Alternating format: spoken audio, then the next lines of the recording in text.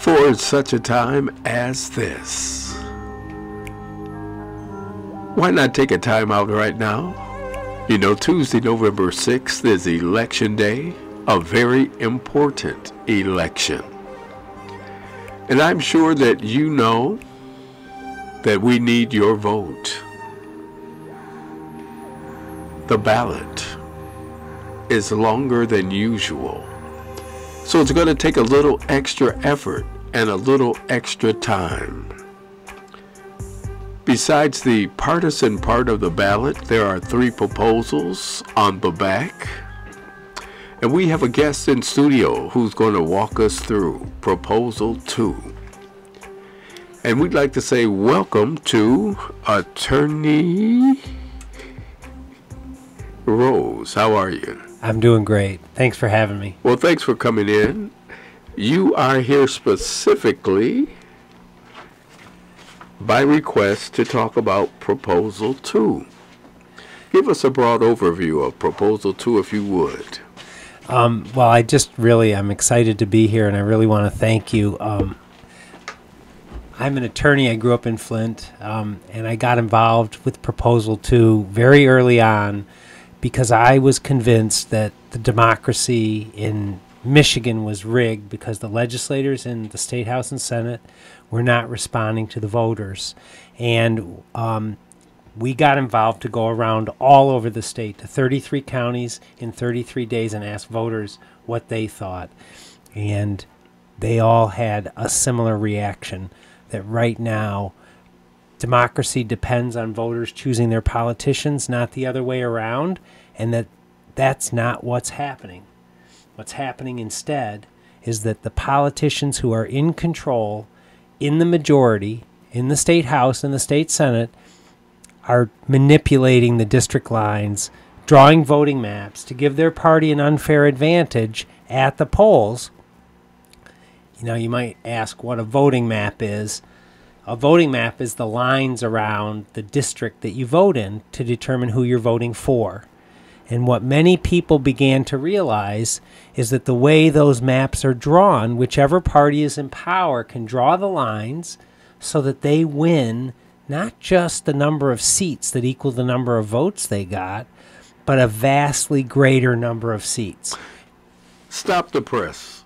I heard you say the candidates who are in the majority, not of the majority. And that's the problem. So the party in power every 10 years has to draw the district maps. And they do it by a vote of a majority in the House and the Senate. And then the governor has to sign it. Now in Michigan, in 2010, we had a majority in both houses and in the governor from one party. In other states, you don't have, like we had in Michigan, Republican control, you have Democratic control. But in both situations, the party in power that has the power to control the majority of that house can draw the lines for 10 years, and both parties do it. And what they do is they draw the lines to favor their own incumbents, to favor maximizing their majority and protecting their incumbents. What's so interesting about it is that this is hidden from voters. It's hidden because it's done in secret, it's done in back rooms, and it's done without criteria. And because they don't have to follow rules, they can get away with changing the lines to advantage themselves. We want to eliminate the basic flaw in this, which is called gerrymandering, which means giving your party extra seats beyond what the voters would have chosen. And it's a conflict of interest. That the last people you'd want to draw the lines would be the people who would benefit from them. So, Patrick, am I wrong to think that Michigan is a red state? You are, because statewide we've divided our votes, and we've divided our votes back and forth. So we elect Democratic governors, and then we elect Republican governors. We elect Democratic U.S. senators, and then we elect Republican U.S. senators. People even split their tickets. So they split their tickets between Republican Governor Engler and Democratic U.S. Senator Carl Levin. We're a purple state, and we're roughly split 50-50, and that's been true for 30 years. And both parties in Michigan have done this gerrymandering.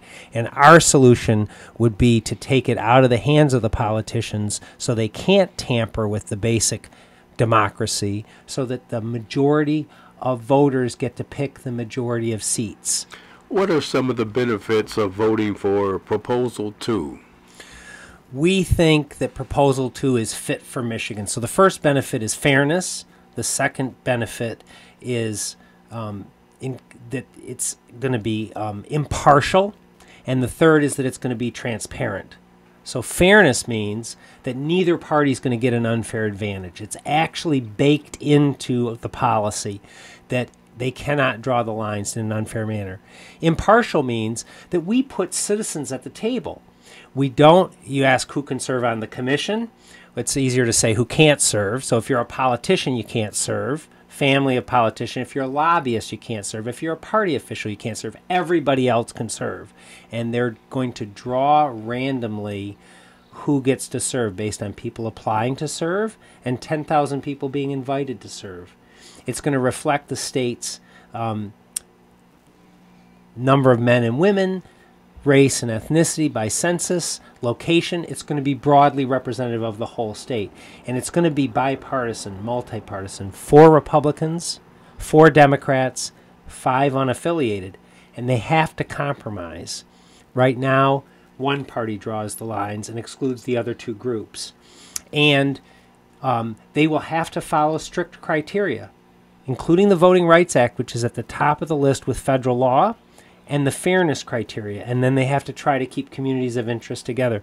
Transparency, fit for Michigan, transparent is the T, puts citizens at the table. So the commission has to go out and listen to voters. 10 hearings all over the state. Then they draw the maps, and the voters get to look at the maps, and they have to have more hearings. They can't operate in secret. We get to see everything they do, right down to the computer software they use and the data they use.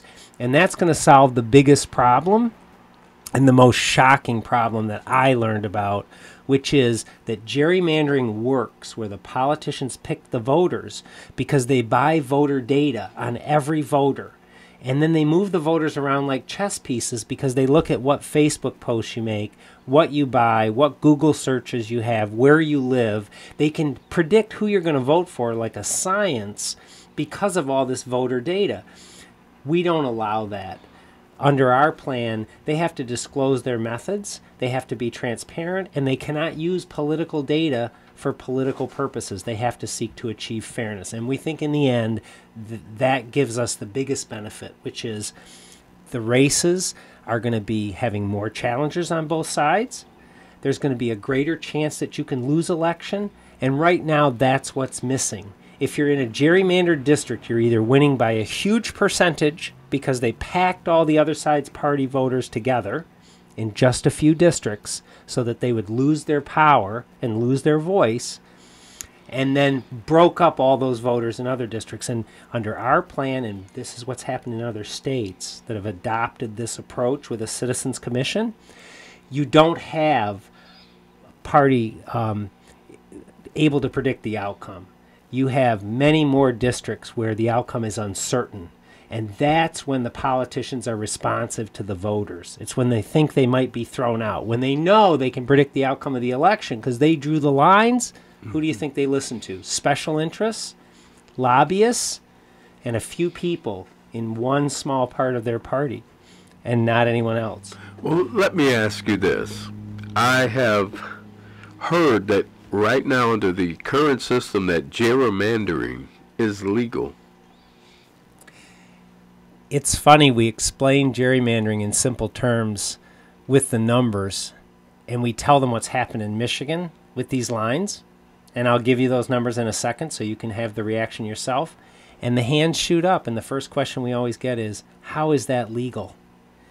And the answer is that it's legal because in Michigan the legislature draws the lines with a conflict of interest, and they don't have to follow any enforceable criteria, and they haven't. And they do it in secret. So yes, it's legal, and it's been legal since the beginning of the country, and both parties have done it. What's so exciting now is that we have a history of 6 states that have amended their constitution, and we have a history of an equal number of Democratic-controlled states and Republican-controlled states. So California did it and had very good success with it. Arizona, which is a Republican state, did it. Washington did it, and Alaska did it. So another Democrat and Republican state. And now it's on the ballot in 3 states. In fact, today, Arnold Schwarzenegger flew in from Budapest making Terminator 6 because he wants to campaign for Proposal 2. And he's doing it in Michigan, a purple state. He's going next to Colorado, where it's on the ballot, a purple state. Then he's going to Utah, a red state. And in all of those states, it's the same issue. Should citizens draw the lines and not party officials with a conflict of interest? And I find that interesting that Arnold Schwarzenegger, a politician, kept his word. He said, "I'll be back." For the people who are on the fence, how can they get involved by really getting their understanding of Proposal 2, what a yes vote means? You can go on our website, votersnotpoliticians, all one word.com, and there you'll find as much as you'd like to know. We have some videos there to watch. You can read the actual language of the constitutional amendment, and you can see what it's going to say on the ballot. It will talk about a citizens commission. You have to turn over the ballot, go to Proposition 2, and we want a yes vote will create this commission.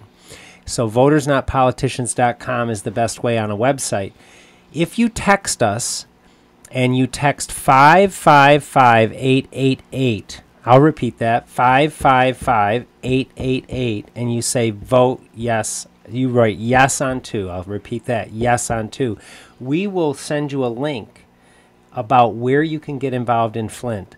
I will be at Metropolitan Church tomorrow. I was at New Jerusalem last week, and afterwards we're going to go canvassing at 3 o'clock. You can sign up to canvass on our website, and we have people who will canvass basically every night until the election. We have an office downtown in Flint. We have an active group of canvassers. We need your help in any way you're willing to help. So if you heard this podcast and you believe that a vote of yes on 2 is the right way to fix our broken democracy, tell 5 friends and 5 family members. Take 2 people to vote for Proposition 2. And while you're at it, look closely at Proposition 3, because that is the same kind of thing we're doing with 2, only it relates to the right to vote, and it protects the right to vote. You can ask me more about it if you'd like. But it's also about fixing our democracy. So we call it a 2-3 punch for democracy. Well, talk about it. Well, right now, we're the second worst state in the country in terms of gerrymandering. But we are the worst state in the country in terms of barriers to registering to vote and barriers to vote. And that means that it's hard to register. We have a cutoff. It's hard to get your ballot if you're a member of the armed services. It's hard to get to the polls, and sometimes there are very long lines, and sometimes there are not enough ballots.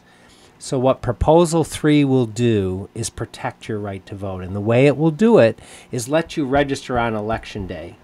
If you haven't registered, if you moved, you can come to the polls, register, and vote right then and there. It guarantees a ballot to service members 45 days before the election, and it makes sure it's counted if the ballot arrives up to 30 days after the election.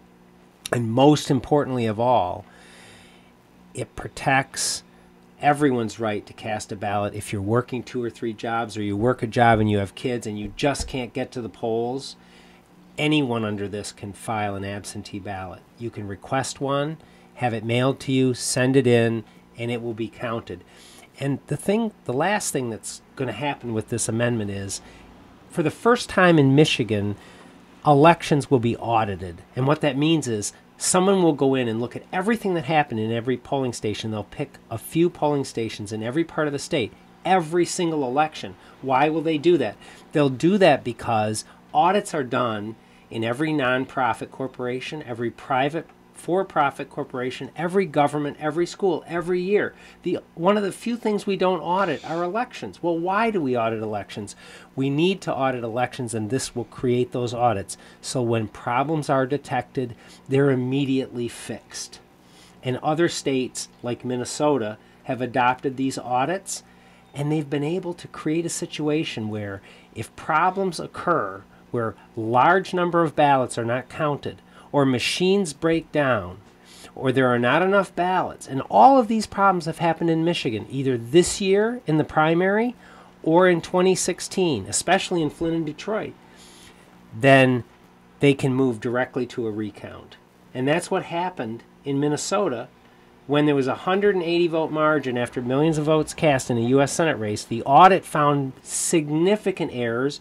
It went straight to a recount, and after the recount, supervised by a court, the outcome of the election changed and the real winner was seated, and that was U.S. Senator Al Franken. So we will get what other states have gotten, and many other states have audits, and we can then have faith that once you vote, and you will be easier to vote, the barriers will be taken away, you can have confidence that your vote's actually counted. Attorney Patrick Rose here at 92.1 WFOV inside the Jazz Jacuzzi talking about yes for Proposal 2 and 3. And if you'd like to get involved or you'd like to find out more information before you vote, Attorney Patrick Rose, your information. Text us at 555-888-YES-ON-2, 555-888-YES-ON-2, or visit our website, votersnotpoliticians.com. Come and canvass. We'll go out with you and talk to Flint and Genesee County residents to help them understand this important ballot proposal. Yes on 2 and 3.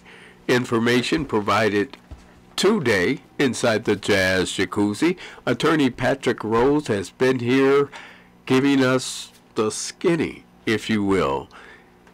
Make sure you vote the entire ballot. Flip it over to the nonpartisan section. There are 3 proposals, 1, 2, and 3. Today we're talking about 2 and 3. Parting words on election, on the proposals, on what do you see from an attorney's point of view about voting? I sit on the board of an election reform group, and I was treasurer of another election reform group. And the voter suppression and the obstacles to voting have been getting worse and worse.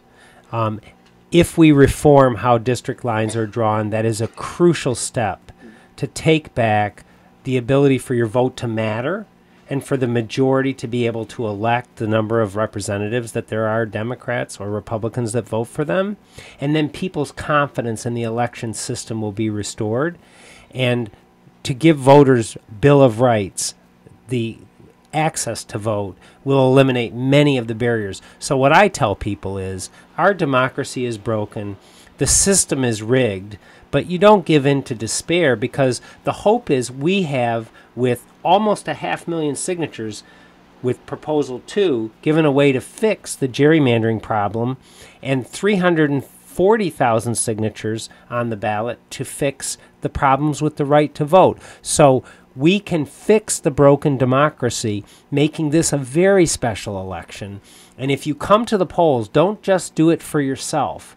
This goes into the Constitution and changes it for generations. So do it for your children, do it for your grandchildren, and do it because we really don't have any other choice if we want to solve the issues that we care about. And I would close on one thing to focus on. The Senate in Michigan in 2014 was an election where the Democrats got more votes statewide. There are 38 seats in the Senate. And in that vote, because of the gerrymandered lines, the Republicans got 24 of those seats, even though they lost the election. They had 47% of the vote versus 48% for Democrats statewide, and yet they got 65% of the seats.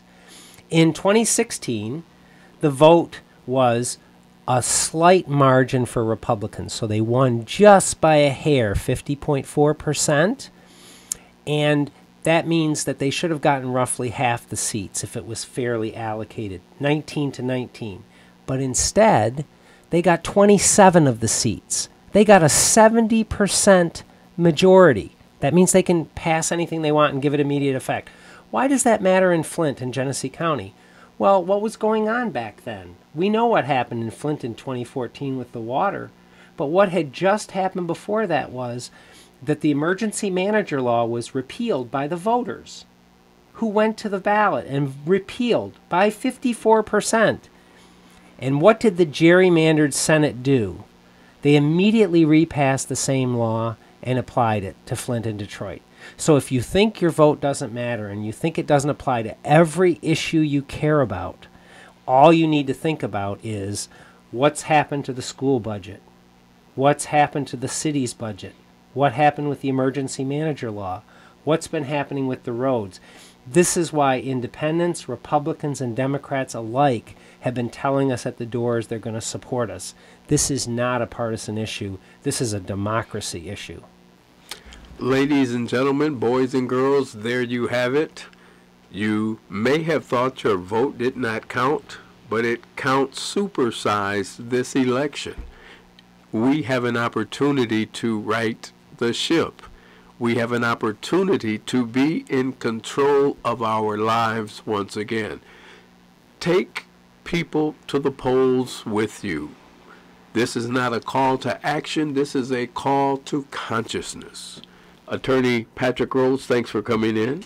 Thank you, Dr. Bell. What a pleasure. Us. I love the jazz. Well, thank you. Stay tuned, ladies and gentlemen. We will return you to your regularly scheduled program, The Jazz Jacuzzi, here at 92.1 WFOV. Our voices, yours and mine. Be sure to vote November 6th, a Tuesday.